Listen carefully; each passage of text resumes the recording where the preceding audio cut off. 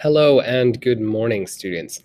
This video goes out to all of my students, 7th and 8th grade, and it has to do with summer. So don't worry, there's no school stuff right now. We are very close to wrapping up. This video is coming out only 7-ish days until the end of the school year, so we're just about done. There's a couple of Keystone tests still coming up, so if any of you are doing those, then I might see you in the building there. Okay. But this video has to do with what to do over your summer to keep your brains sharp and maybe learn something. Now, don't worry, I'm not going to recommend summer school. Instead, I want you to think about your hobbies, and maybe we can frame your hobbies in a new and different way. So, I'm going to give you an example of a way that I learned something that was helpful to me over the summer. And maybe then you can also see how something that you learned, or maybe something that you do, can help you learn over the summer. So, my example comes from a couple of years ago.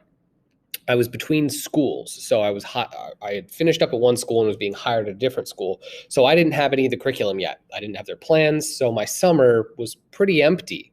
I did manage to get to do some things, but for the most part, it wasn't work related. So I said, what am I going to do with this free time? And I decided that there's a video game that I really like to play, and I decided that I'm going to make a little YouTube series about that video game. And sure enough, some people liked it. I've a couple hundred people following me on YouTube now to watch that content. And over the course of this little sort of hobby that I had, I learned video editing skills. I went in with only the basic understanding, and I came out rapidly editing 20-minute long videos with jokes and special effects and different clips interacting with each other and all kinds of fun stuff.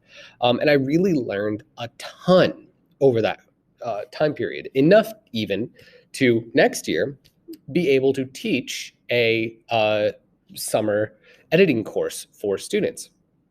So this little hobby that I had actually ended up resulting in me getting paid for something because I had learned so much through my hobby. Now, that's an example, right? Now, this is an extreme example, obviously, because I ended up getting paid for it, right? You can also do something similar. You can take an interest of yours and have it lead to learning an academic skill, right? Now, obviously, video editing helps me today in my work, and I certainly would not have known how to do it if I hadn't done that YouTube series, right? So, I mean, even what you've experienced this year is an example of me learning that hobby, and that hobby then translating into a useful skill. You can do something similar. You can take a hobby that you have and focus on it and try to learn something through it and make it more than just a hobby. You can make it a skill. Okay. Now, I've kind of thought about my process and what I did, and I'm going to lay out 3 things that you can do to maybe try this yourself this summer. Okay. I really recommend you do this. Okay. Because having a hobby at all is cool, but having a skill that you've learned through that hobby is even cooler. People like people with skills. It's just that simple. So if you want to have some skills, this is a cool way to do it. All right. So number 1, you have to identify hobbies that are creative or skill-based. All right. Now, what that means is you need to identify a hobby that you have that either requires you to develop a talent or ability, or it's creative and you actually make a product out of it. You need to find a skill or hobby that has a product, so it's creative because you create something, or it's ability based in that you practice and you physically become better at doing it. Okay. So examples of a creativity based skill are really easy to think of, like painting or video production or sculpture or metalworking or carpentry or woodworking or crafting of any kind. Anything that produces something, that makes a product that you can say, hey, look, I did this thing. Photoshop, making drawings on Photoshop. That's all a skill that shows off an actual creative thing. Now, a lot of people find this very difficult, okay, because you are sharing something. Music, singing, dancing. These are all creative performance-based arts. So you show off a dance routine that you did, that you learned or created, okay? And that can be very personal. A lot of people are scared to share those things. I think you should try them anyway.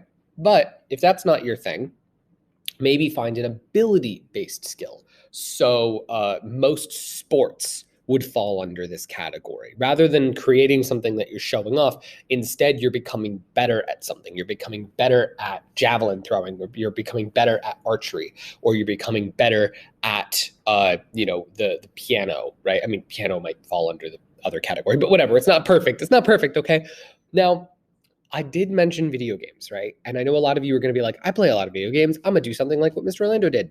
Now, I'm going to tell you right now, I do not consider video games or even reading. I love reading and I love video games, but I don't consider either of them ability-based or creativity-based skills. Now, I know you're going to be like, but you need to be good at video games. Yes, you need to be good at video games, but being good at video games rarely teaches you how to be good at something else.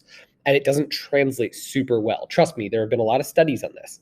All right, even something like Portal, right, a very challenging puzzle-based game, still doesn't actually bring that skill across anywhere. Board games, card games, right? I love board games. I love card games. I love Dungeons and Dragons and, messing around with minifigs and whatnot. But I do not believe that a lot of those things can be quantified into a skill that really does produce a product that you can show off and share, or practice a skill. Now, if you take that video game and you go and edit everything and create a YouTube channel out of it, then that video editing skill, that's the creativity-based skill. That's where you can show off and say, I made this, I edited this. All right. Now, if you happen to show off your video game skills too, that's a bonus, right? If you do love reading, maybe join a book club, right? Learn how to discuss your reading. Learn how to write an essay about your reading. Maybe write a personal book report or even a review. Create a blog where you write reviews of books that you've read, okay? Make a creative element out of the thing that you love, all right? So I'm not saying that you can't read or play games, but you have to take that reading and game playing and turn it into something else, turn it into a creative part. Now, this actually leads me perfectly into number 2, which is find an academic part of this hobby.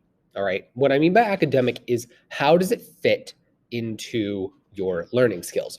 So, is there math involved? Is there science, history, social studies, English, writing? Is there anything in there that could be academic? Okay. So for example, if you were learning, how to be a better soccer player, you might want to look at physics, air resistance, biomechanics, how the muscles in your back and your thighs and your leg all connect to hit that ball, and you hit it at just the right angle on your foot to make contact and spin that ball in the air. And right, it's amazing how much real life lore plays into anything that you're learning, any skill, any hobby. Okay, there's so much that you can learn and dig into.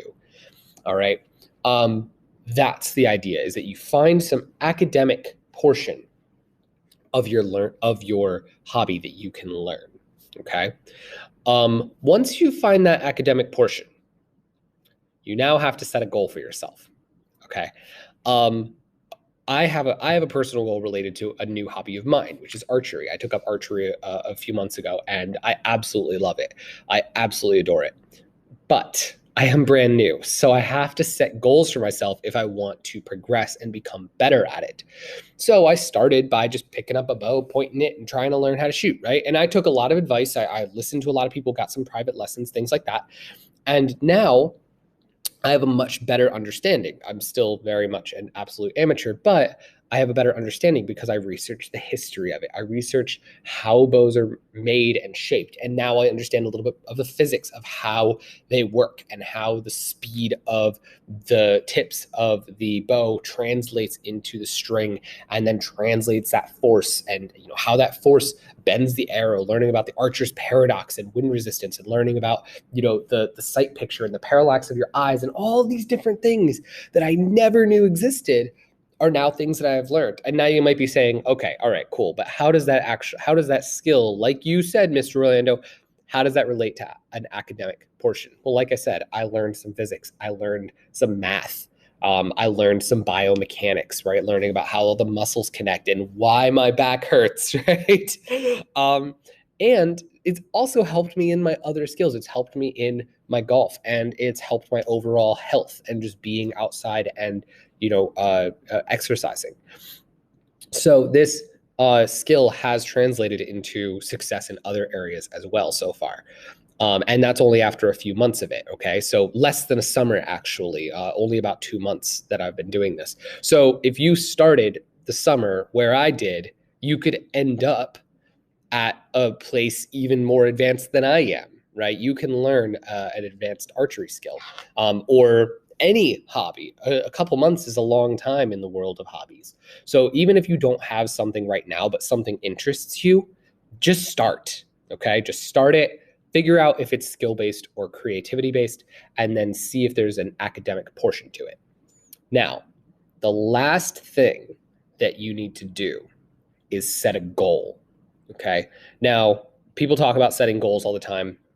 We've talked about SMART goals in your, online career planning stuff that you've done. I'm going to keep it simple. Okay. Your goal should be easy to measure and it should be achievable. So if you say something like, for my video editing, I want to get 2,000 people watching me on YouTube, I'm going to tell you right now, that's very hard to do. Even if you took every single person that you knew and they all subscribed and became a, follower on YouTube, that's only a couple hundred people. I guarantee you in real life don't know more than a couple hundred people, and they certainly aren't all interested in the things that you're interested in. And it's hard to share and get people to subscribe to things like that. So don't do something that's super hard to do and super hard to measure. All right. So find a movement, right? Maybe in soccer, you want to be able to kick the ball 30 yards. Maybe in your woodworking hobby, you want to learn how to craft a particularly difficult shape of wood, whatever it is. So for me, in my new archery skill, my long-term goal has been to get a 6-inch grouping. That means my arrows are 6 inches apart at 30 yards away. That's 90 feet. So I'm standing 90 feet away from something I shoot, and the arrows all need to land this close to each other. That's not easy to do, especially with the type of bow that I'm using and how I'm learning, which is basically all self-taught with a little bit of help from some smart people. So it's not easy, right? But it's achievable. And as I measure and say, oh, am I 9 inches apart? Am I 12 inches apart? Am I 7 inches apart? Whatever it is, I can measure and say I'm getting closer. All right. So I have now an ability-based skill or an ability-based hobby that has academic elements that's easy to measure my success at, and the goal is achievable. That, in my mind, is something you can do over the summer to keep your mind sharp and to develop a new hobby and a new set of skills. Sorry. Like I said, people like people with skills, and I think you like having them too. I think people like to know that they have a talent or ability that they can either show off or share. All right. So we only have a few days left in the school year before you're all gone. And I really hope that you take a chance to watch this. I tried to keep it short. I have a lot to say on the subject. And I hope you do take a chance to learn something over the summer. And maybe when we all come back next year, there will be some cool things for you guys to share. Okay, so thanks for watching, and I'll see you next time.